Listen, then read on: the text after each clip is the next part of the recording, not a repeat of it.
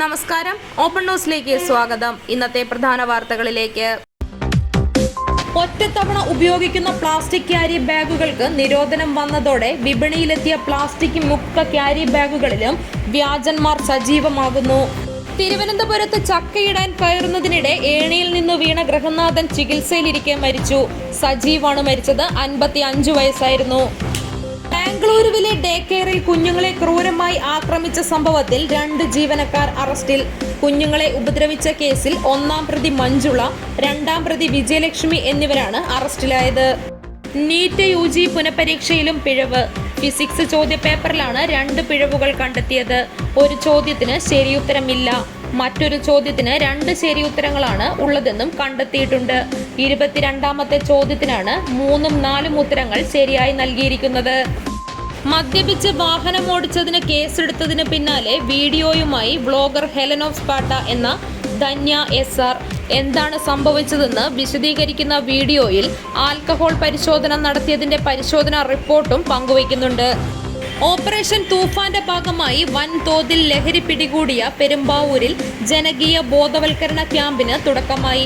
സംസ്ഥാന ആഭ്യന്തരമന്ത്രി രമേശ് ചെന്നിത്തല നേരിട്ട് നേതൃത്വം നൽകുന്ന ലഹരി വിരുദ്ധ ബഹുജന റാലിക്ക് പെരുമ്പാവൂരിൽ തുടക്കമായി. മുണ്ടിനീര് വ്യാപിക്കുന്ന പശ്ചാത്തലത്തിൽ ആലപ്പുഴയിലെ തുമ്പോളി SNV LP സ്കൂളിന് 21 ദിവസത്തേക്ക് അവധി. ജില്ലാ കളക്ടറാണ് ഇതു സംബന്ധിച്ച് ഉത്തരവിറക്കിയത്. സ്കൂളിലെ കുട്ടികൾക്കിടയിൽ മുണ്ടിനീര് സ്ഥിരീകരിച്ച സാഹചര്യത്തിലാണ് അവധി. തിരുവനന്തപുരം മൃഗശാലയിലെ വ്യാജ നിയമനത്തിൽ വിജിലൻസ് പരാതിക്കാരന്റെ മൊഴി രേഖപ്പെടുത്തി. തിരുവനന്തപുരം പട്ടത്ത് ഗേറ്റ് ചാടിക്കടക്കുന്നതിനിടെ വിദ്യാർത്ഥിക്ക് പരിക്കേറ്റതിൽ ഗുരുതര ആരോപണവുമായി കുടുംബം. പട്ടം സെന്റ് മേരി സ്കൂളിലെ 6 അധ്യാപകർ ചേർന്ന് വിദ്യാർത്ഥിയെ ഓടിച്ചതാണെന്ന് വിദ്യാർത്ഥിയുടെ അമ്മ പറഞ്ഞു. ചിന്നക്കനാലിലെ 100 ഏക്കറിലധികം വരുന്ന കയ്യേറ്റ ഭൂമി ഒഴിപ്പിച്ച് വനം വകുപ്പ്. ജില്ലയിലെ ഏറ്റവും ഉയർന്ന മലനിരയായ കൊളുക്കുമലയ്ക്ക് സമീപം ഹാരിസൺ മലയാളം ലിമിറ്റഡ് കൈവശം വെച്ചിരുന്ന 42.72 ഹെക്ടർ വനഭൂമിയാണ് അതീവ രഹസ്യമായി സർവേ നടപടികളിലൂടെ വനം വകുപ്പ് തിരിച്ചുപിടിച്ചത്. വനം വകുപ്പിന്റെ ചരിത്രത്തിലെ ഏറ്റവും വലിയ ഭൂമി തിരിച്ചുപിടിക്കൽ നടപടിയാണ് ഇതെന്ന് വനം വകുപ്പ് ഉന്നത ഉദ്യോഗസ്ഥർ വ്യക്തമാക്കി. വാർദ്ധക്യ പെൻഷൻ വാങ്ങി വരികയായിരുന്ന വയോധികനെ സഹായിക്കാമെന്ന പേരിൽ ഒപ്പം കൂടി അദ്ദേഹത്തിന്റെ കൈവശമുണ്ടായിരുന്ന പണവും രേഖകളടങ്ങിയ പേഴ്സും കവർച്ച ചെയ്ത സ്ഥിരം കുറ്റവാളി പിടിയിൽ. താരസംഘടന അമ്മയുടെ ഭരണസമിതിക്കെതിരെ നടി ഉഷ ഹസീന.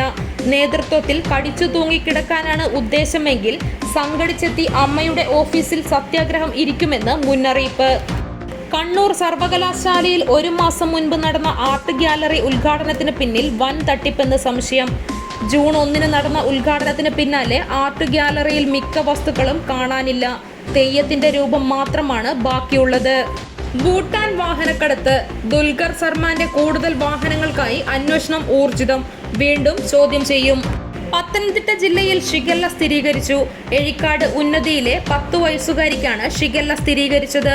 പെൺകുട്ടി കോഴഞ്ചേരി ജില്ലാ ആശുപത്രിയിൽ ചികിത്സയിലാണ്. കുട്ടിയുടെ ആരോഗ്യനില തൃപ്തികരമാണ്.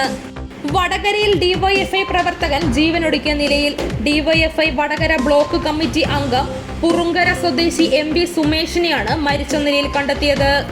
പേരാമ്പ്രയിൽ ലഹരി സംഘം പോലീസിനെയും നാട്ടുകാരെയും ആക്രമിച്ചു. 2 യുവാക്കളും 3 സ്ത്രീകളും ഉൾപ്പെടെ 5 പേരാണ് പോലീസ് പിടിയിലായത്. തൊണ്ടിയിൽ മാവടിയിലെ പേന്താനത്ത് തോമസ് നിര്യാതനായി. 76 വയസ്സായിരുന്നു. സംസ്കാരം പിന്നീട്. പേരാവൂർ ടൗണിലെ ഓട്ടോ ഗുഡ്സ് ഡ്രൈവർ വെള്ളർവള്ളി വേരുമടക്കിലെ നടക്കൽ ബേബി നിര്യാതനായി. 72 വയസ്സായിരുന്നു. സംസ്കാരം ശനിയാഴ്ച ആര്യപ്പറമ്പ് ഫാത്തിമ മാതാ പള്ളി സെമിത്തേരിയിൽ. ഇന്നത്തെ സ്വർണം വെള്ളി നിരക്കുകൾ: ഗ്രാമിന് 295 രൂപ കൂടി 13,475 രൂപയും പവന് 1000 രൂപ കൂടി 1,07,800 രൂപയുമായി.